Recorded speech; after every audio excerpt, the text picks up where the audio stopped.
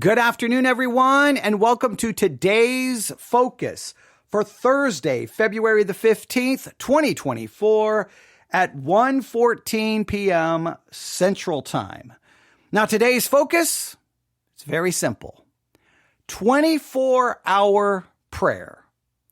24-hour prayer. Now, I'm going to ask you a question. In all of your Christian life, have you ever engaged in a 24-hour prayer meeting? Now, typically, all the times I've ever experienced it, what the church basically does is the church says, hey, we're going to do a 24-hour prayer. Maybe they will throw in fasting with it. And then there's like a sign up. And then you choose the hour that you're going to pray. The church stays open for 24 hours. And then, person A takes let's say 7 p.m. tonight till 8 p.m. The other person arrives, just a little before 8 p.m. And then the other person leaves. Then they go in and then they pray for an hour. And then every person picks an hour and it's 24-hour prayer. And everyone in the church basically chooses a 1-hour time slot and then they show up to pray. I've done that. I think I've been a part of that maybe 2 times, 3 times, maybe in my entire Christian life, maybe only 2 times, maybe actually. I think in both times I was a teenager, and I think both times that occurred in a Southern Baptist church, if I remember correctly. I don't know if you've ever done that. I think it's an awesome thing. Now, if just full transparency,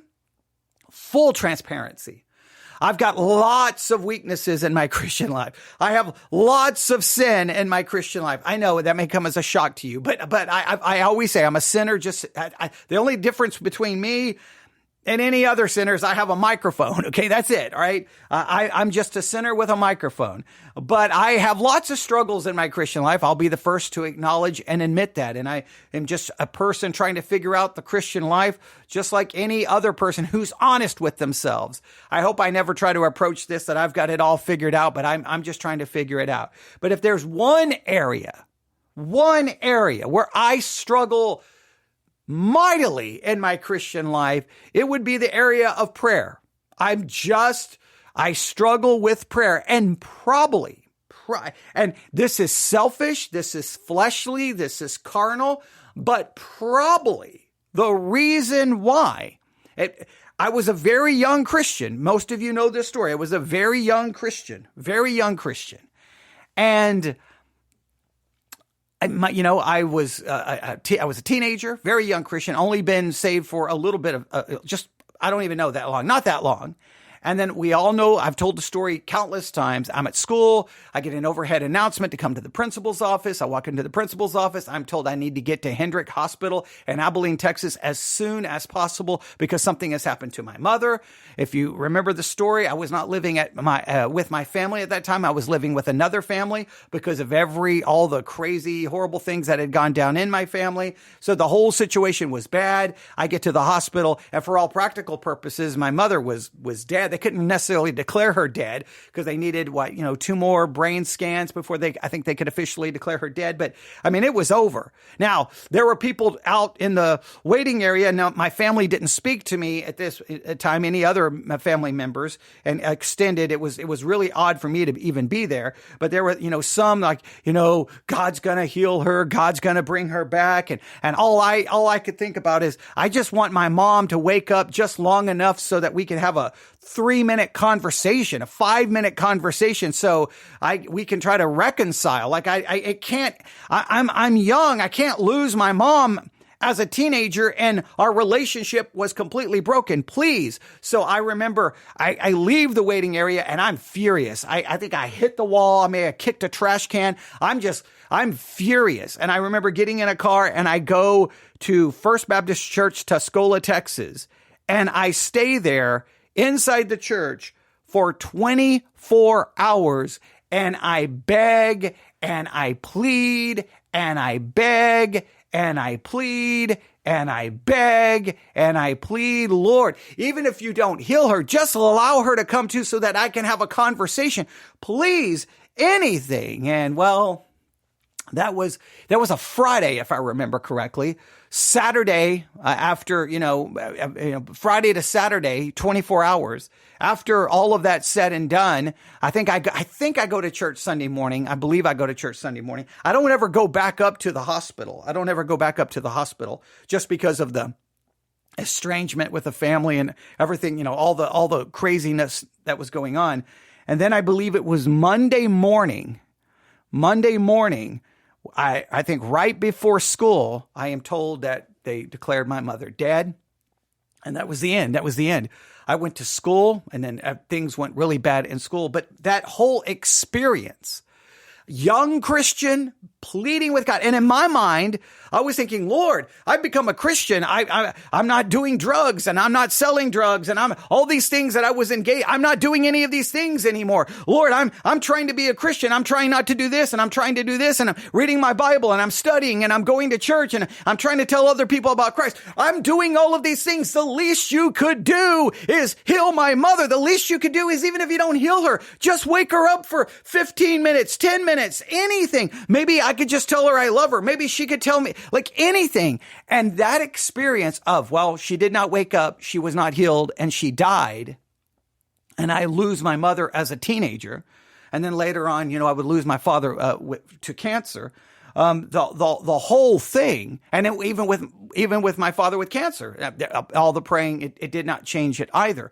So I'm just going to be honest with you. And then my daughter's disease, she wasn't healed from that disease. I'm 100% disabled because of what happened to me in the military, and so there's been these very specific situations where all the praying and all the begging did not change those situations. Now I understand now that I'm much older, and hopefully all of my theological education has at least let me understand now that maybe I had a misunderstanding of prayer. Prayer is not so much about trying to change God. Prayer is about me being changed and me being in the right mindset and bringing my thoughts to God and trying to communicate with God and developing my relationship and fellowship with Him. There's like other aspects to it. At the time, it's just like, here's God. He's all powerful. Here's what I need. And if you can create the world in 6 days, it doesn't take much to wake up my mom for 10 minutes. It doesn't take much,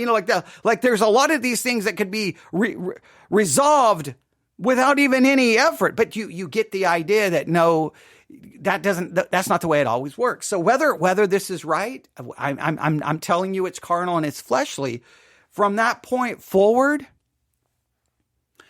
prayer was not a major part of my Christian life. I'm just going to be honest with you. It wasn't. It was not. I just kind of saw it like, you know what? What's going to happen is what's going to happen. No real point in praying about anything. No real point. And I'm just being honest with you. Just being honest. A very negative attitude towards it. Just a very negative attitude. So if there's an area of my Christian life where I'm now study, Bible college, seminary, every college I could go to, every Bible institute, hermeneutics, church history, theology, biblical theology, practical theology, systematic theology. It doesn't matter the area of theology. I love hermeneutics. We could go all day about that. Bible study methods. Oh man, that's where I excelled. Prayer? No, I'm just going to be honest. Not so much. I'm not very good at it. So why then am I turning on the microphone for our podcast series called Today's Focus to say that today's focus is 24-hour prayer, when it's clearly not what I would be typically even thinking about? Well, if you're using the beta.sermonaudio.com website, if you're using the Sermons 2.0 app, if you're on the old sermonaudio.com website, you know that they have announced that tonight, starting at 7 p.m. Eastern Time, they are going to have a 24-hour prayer meeting. From 7 p.m. tonight, February the 15th, till 7 p.m. February the 16th. That's Eastern Time. Obviously, for me, that would be 6 p.m. to 6 p.m. because I'm in the Central Time Zone. And I don't know exactly how it's all going to work. I don't know all the details. We're getting ready to learn some of the details together because they put up a video/audio giving an explanation. It's 6 minutes and 39 seconds where they talk a little bit about the 24-hour prayer meeting. I'm getting ready to play that we're going to listen to it together in real time. And I'm going to definitely at 6 p.m. Central Time be tuning in to see exactly what's going to happen. And I'm going to try to challenge myself that within those 24 hours to try to spend more time in prayer than maybe I have in a very long time. But I'm just being honest with you. That's not an area where I excel. I'm not like if I had, what do you want? Like if someone gave me a choice, what do you want to do right now?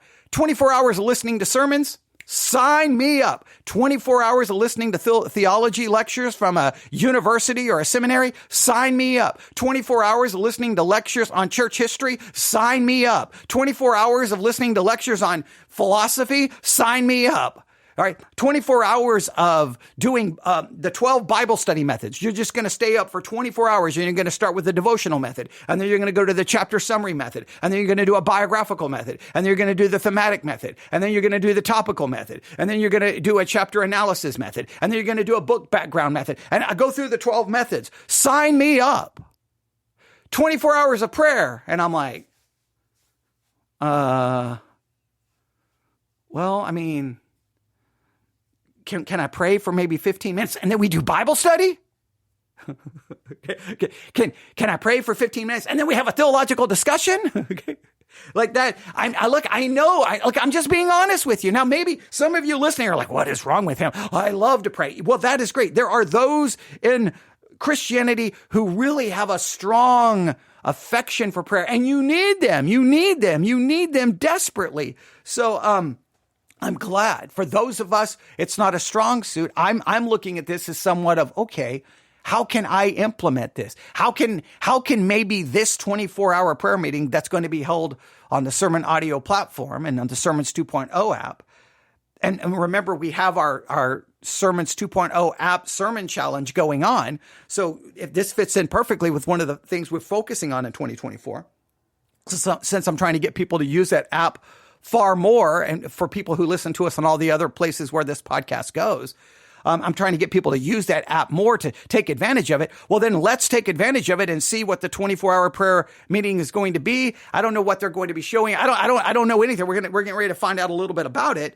But as we learn about it, no matter what they do, hopefully it can maybe challenge all of us. I don't know about you, that maybe we can implement more prayer into and more thinking about and more discussion about prayer in all of 2024. And so we're going to listen to this. I've got some scriptures we're going to consider, and then I'm going to add something really to our Sermons 2.0 app challenge. I know I'm doing this as a today's focus, but this is also going to kind of fit for the Sermons 2.0 app challenge because I have a specific challenge for your random sermon today, leading up to the beginning of the prayer meeting, starting at 7 p.m. Eastern Time, 6 p.m. Central Time. All right. So are you ready? Let's listen to what Stephen Lee from Sermon Audio had to say about the 24-hour prayer meeting. And one of the reasons I wanted to do this is just to challenge me to be a part of it. But once this goes out to all the podcasting apps, because it'll be on all the podcasting apps within about 15 minutes after I'm done talking, and that's every podcasting app on earth. And considering we're, in the top 5% of all podcasts globally, maybe this will challenge other people to come to the Sermons 2.0 app to check out the prayer meeting, and maybe it can be advantageous and beneficial to everyone who hears this. So let's listen to what he had to say, how he spoke of it, how he is promoting it, and then I'll make some observations. We'll look at some scripture, and then I'll give you your challenge. So here we go.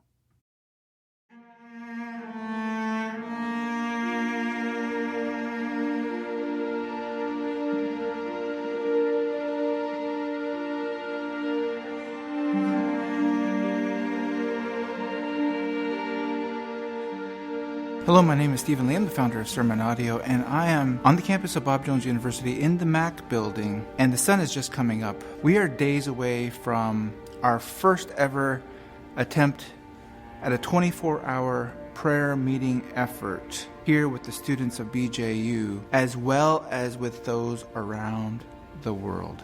We live in a busy generation. We live in a busy day. If there's any trait that can characterize this generation, it's anything but patience. Ye have need of patience. Psalm 40 verse 1 states, I waited patiently for the Lord, and he inclined unto me and heard my cry. I believe the operative word there is patiently. We live in a day of fast food, drive-through, and instant gratification. And sadly, that often applies to our spiritual disciplines as well. We simply don't have the patience that our forefathers enjoyed. The Free Presbyterian Church of Ulster was launched in what is famously referred to as the 36-hour prayer meeting, where Dr. Ian Paisley would gather with a few of his young men for an evening of prayer. But what began as an evening of prayer turned into something quite different. They prayed all night into the early hours of the morning. They prayed all day into the next night and into the next morning. Now, we listen to something like that and we can't even begin to imagine how that is possible. The Moravians also engaged in 24-hour prayer meetings. Their prayer effort lasted in an unbroken manner for 100 years. Today, we're fortunate if we have 5 minutes or 10 minutes to pray. And yet it was Martin Luther who would often say, I have so much to do today that I have to spend even more time in prayer. Now, this is where I struggle. This is where I struggle. And this is where we get into some really discussions about prayer and what it is. Here's my struggle. I remember reading the works of E.M. Bounds on prayer as a teenager. And I remember he had a section in the book, and I have the book somewhere. And there's lots of things, theologically, I would have some issues with it. But I remember he had a whole chapter and I don't know which, it's the completed works of E.M. Bounds. So I don't know exactly which book, but there was a chapter in this large volume where he talked about all these great men of the past in church history who would pray for an hour, who would pray 2 hours, who would wake up at 4 a.m. and pray for 3 hours, or would wake up at 3 a.m. and pray for 4 hours, even before they started their day. And I remember as a teenager going, wow, okay, how can I do this? What can I do? How can I do this? What can I do? Now, of course, I already told you the story that had major impact on me, maybe not having a more fleshly look at prayer, right? But I remember looking at it going, how can I do this? How can I do this? I'm going to pray more. And really trying to grasp what it is. Now, after all of these years, now this may, again, I'm just trying to be honest with you. I'm just trying to be as transparent with you as possible. There's a part of me that says, of what value is there in praying an hour when I probably can say everything I need to say in 5 minutes? I mean, I'm praying to a God who already knows everything, right? I'm already praying to a God who knows everything before I even utter a word. I'm praying to a God who already knows my needs, knows my hurts, knows my sins, knows my struggles, knows my desires, knows everything. So I pretty much just wrap everything up in 5 to 15 minutes. What if I pray for 3 hours? What is the benefit in praying 3 hours versus praying 15 minutes? Is it going to become vain repetition? What am I doing? What am I doing in those 3 hours? Like, what do I do? So I do struggle with that concept. Now, I know this would mean that you're approaching prayer in a much more like, hey, Lord, here's what I need. And I understand prayer is not just that. Prayer is sitting in the presence of God, communicating praise, thanksgiving, petition, intercession. I know there's many aspects to it. And I know it's more about sitting in the presence of God and pouring out your heart to Him so that you draw closer to Him in fellowship and in a sense, and we'll use the term relationship, and that it's about being transformed and changed by that. It's not so much about just laying out your laundry list. So I understand that you have to have a different concept of prayer, but I still struggle with that. Like, does what is, if someone only prays 10 minutes a day and someone else prays 2 hours a day, is the person who prays 2 hours a day just automatically more spiritual, more godly, more holy?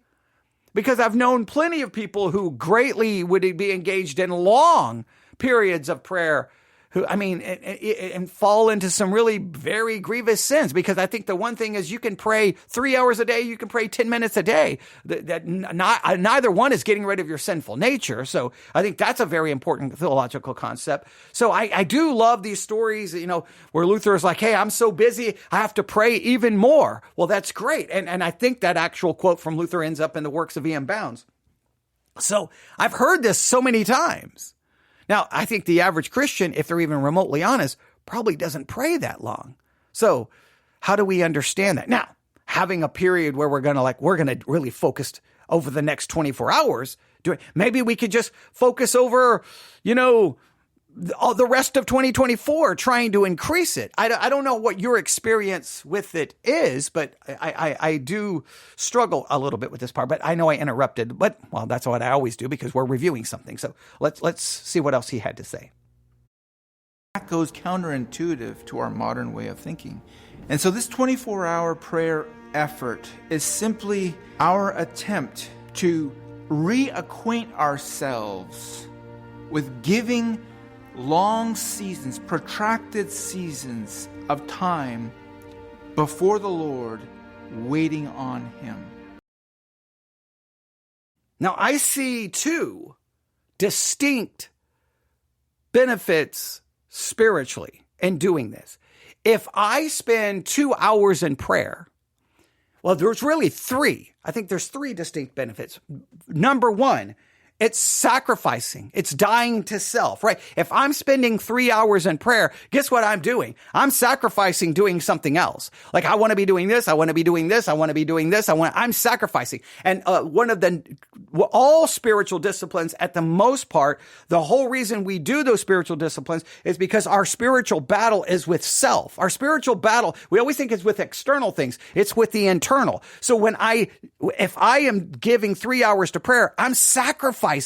I'm killing off myself. I'm dying to self. That's a good thing. That's a good thing. So I think that's one great benefit in a prolonged period of prayer, is a time of self-sacrifice and dying to self, because you are giving up what you want to do for that which is spiritual. It's like fasting. It's like many of the other spiritual disciplines. All right. So that's number one. Number two, he's pointing this out. It does then work on maybe the spiritual discipline of patience. And maybe as Christians, we need to learn patience. Maybe patience is a spiritual virtue, a spiritual discipline that we all need to improve. And maybe doing that is an important thing. But there's another one that I just thought about. And we didn't really look at this verse yesterday, but we looked at a verse that appears in the same chapter. But now it just it comes to my mind. Maybe a prolonged period of prayer helps us accomplish this. If ye then be risen with Christ, seek those things which are above, where Christ sitteth on the right hand of God. Set your affection on things above, not on things on the earth. When I spend 2 hours in prayer, I'm literally setting my affections on things above. I'm literally not focusing here. I'm putting my focus on spiritual things. I'm putting my focus on God.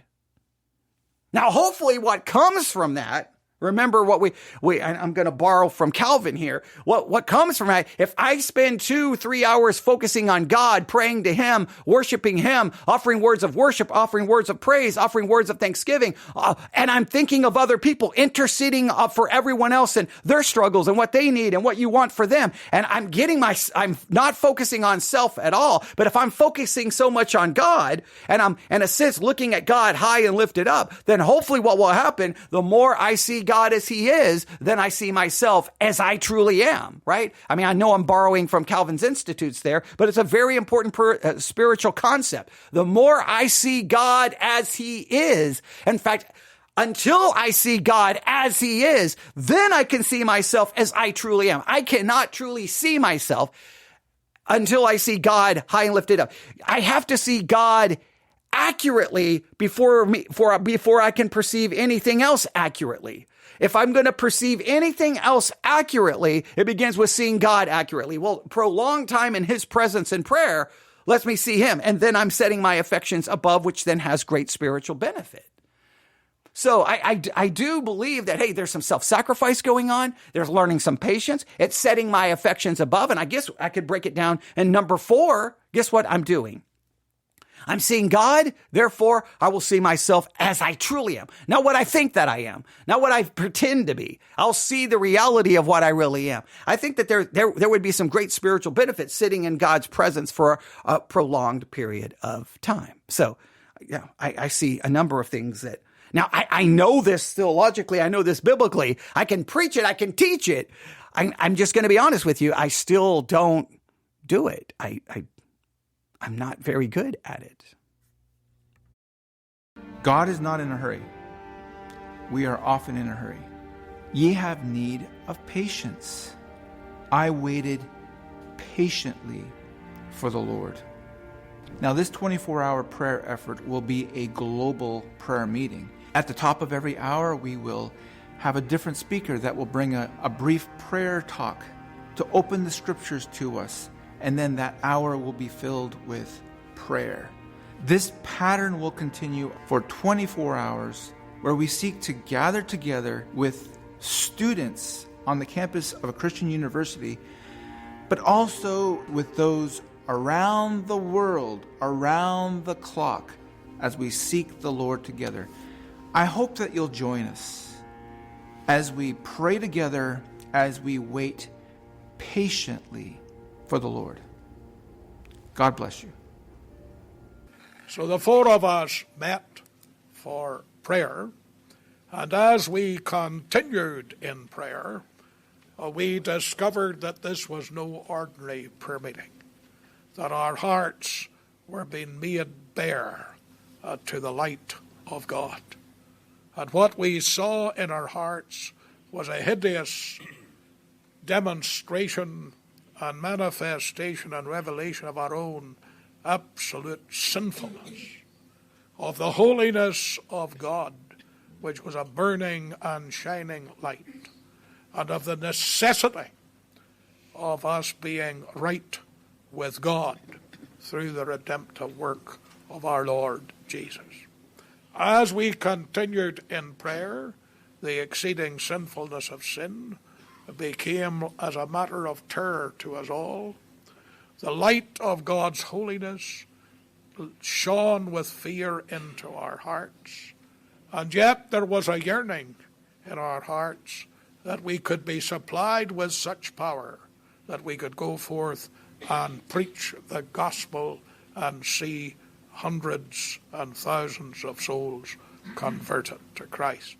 Halfway through that night, John had to go home because he was a boy, and his mother demanded that he be in at a proper time.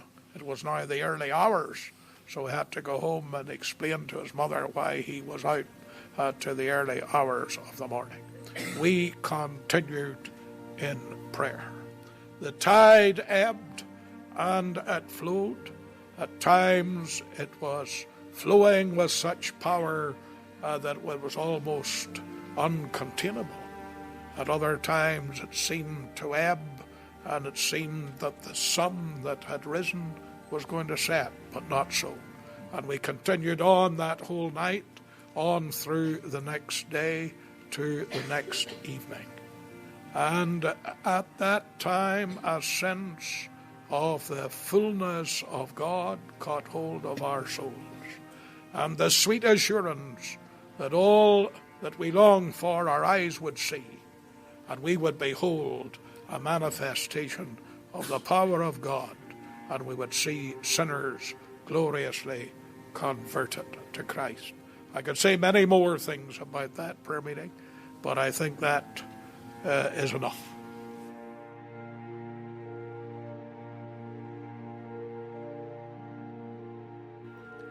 So there you go. There is their promotion, speaking, announcement of the 24-hour prayer meeting that begins tonight, 7 p.m. Eastern Time, 6 p.m. Central Time. To watch it, to participate. I don't know how it's all going to play out exactly. He said at the top of each hour, there will be a speaker who will say something about prayer. Then I don't know I don't know exactly what it's going to look like. We will find out together tonight, 6 p.m. Central, 7 p.m. Eastern Time. Here's what you need. Go to beta.sermonaudio.com if you want to go to the website, or download the Sermons 2.0 app. Have that ready to go. And please make the most out of it and utilize it. So there is a little bit about my journey in prayer, some lessons I think we can learn about about prolonged time in prayer. There's their announcement. Now, I just want to read a couple of scriptures. First is Mark chapter 1, verse 35. Mark chapter 1, verse 35. This is speaking of Jesus himself. And in the morning, rising up a great while before day, he went out and departed into a solitary place, and there prayed. Luke chapter 5. Luke chapter 5, verse, I believe, 16. Luke chapter 5, verse 16, once again speaking of Jesus, and he withdrew himself into the wilderness and prayed. Matthew chapter 14. Matthew chapter 14. Matthew chapter 14, I believe it's verse 23. Matthew 14, I believe verse 23. Once again, speaking of Jesus, Matthew 14, 23. And when he had sent the multitudes away, he went up into a mountain apart to pray. When the evening was come, he was there alone. Mark chapter 6. Mark chapter 6, verse 46. Mark chapter 6, verse 46. And when he had sent them away, speaking of Jesus, he departed into a mountain to pray. Luke chapter 6. Luke chapter 6. Luke chapter 6, I believe it's verse 12. Luke chapter 6, verse 12, once again speaking of Jesus, and it came to pass in those days that he went out into a mountain to pray and continued all night in prayer to God. Those are just a few of the scriptures that show you Jesus' dedication to prayer. He continued all night in prayer. He departed into a solitary place. He prayed. He separated himself. He prayed. He prayed. That's the eternal Son of God incarnate, right? The eternal Son of God incarnate in human flesh, true God yet true man. And he demonstrated prayer to the Father over and over and over and over and over and over again. That is a challenge to me. Now, I know those scriptures. I have memorized many of those scriptures. And if I'm being honest with you, I would rather exegete, outline, preach, teach the scriptures more than saying, Jesus prayed, so I should pray. I would more talk about it, understand it, try to interpret it, try to discuss it philosophically, theologically, and every other way, more than just actually saying, I'm going to now spend all night in prayer.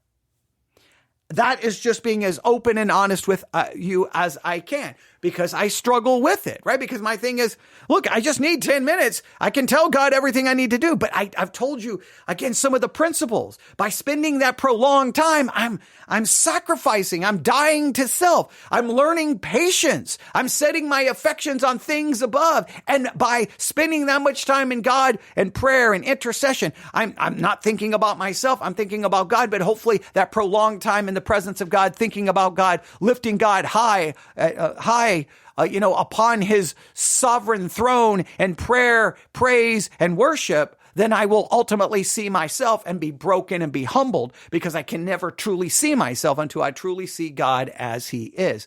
So there are clear principles that we can take from this. I know them. I don't do them.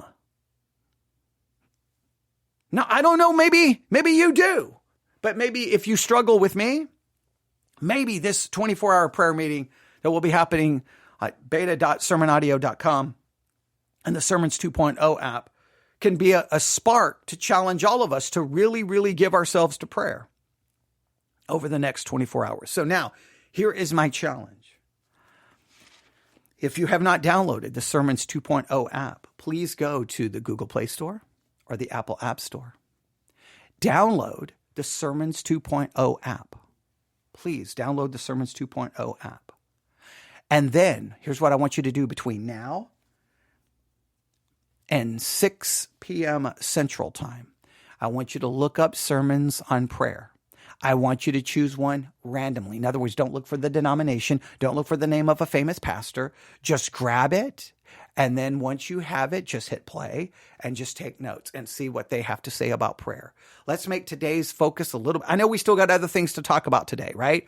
We still got other things we still have, to talk about the 5 tools to kill sin. I need to do that broadcast. There's another broadcast I want to do. There's all kinds of other things we need to talk about, right? There's always so many things, but let's at least today, for your focus for now, find one random sermon on the Sermons 2.0 app about prayer and just listen to their perspective, how they put forth prayer, how they explain it, how they define it, how they speak of it. And then maybe it will be something different because you're going to be choosing at random. So who knows what you're going to hear? You may agree, you may disagree, you may have never even considered the perspective.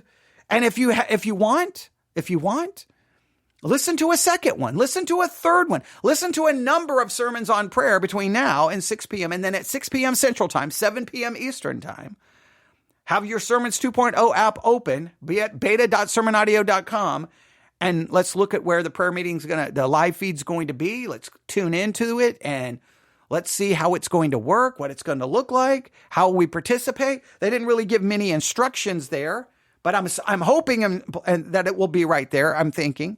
And even if it's not, hey, you focused on prayer starting at 6 or 7 p.m., you start praying, okay? So even if there's nothing there, all right, we can pray. So hopefully it will be something that will be challenging to all of us. It's going to be a challenge to me because, again, I'm not very good at that. I'll be the first to admit it. There'd be no point in putting forth some fake idea. I could wrap myself in some robe of self-righteous, but it's not like I thank thee, God, that I'm not like other people. I'm like, Lord, I admit to you that I'm worse than everyone else when it comes to this particular area of my spiritual life. So I hope you will consider it, think about it, be looking around. If you have any questions, for those who are listening to me on other applications, if you can't find the Sermons 2.0 app, email me, newsif@yahoo.com. That's newsif@yahoo.com. Once you do that, let me know, and I will try to figure out let me know which platform you're using. In other words, you're using an Android or an Apple, and I will try to get you the link to either the Google Play Store or the Apple App Store to the particular app, and or I'll just send you the link to beta.sermonaudio.com, and you can use a web browser. But the app, I think, will be relatively easy for you to utilize, and let's see what we can do, and let's see what benefits can come from it. Let's see how this could be spiritually advantageous to all of us. And start making a prayer list of things maybe you really want to focus on praying for, not only over the next 24 hours, but maybe just really dedicating yourself to prayer over, the next little bit of time, and think of things to pray for. And let's see what we can do. And there's a part of me that knows I'm going to be like, yeah. And then there's going to be a part of me like, okay, I tried that. I'm ready to move on because, that's just being honest with you. But let's see what we can do. All right. Thanks for listening. Please contact me. And that is your today's focus for February the 15th, 2024.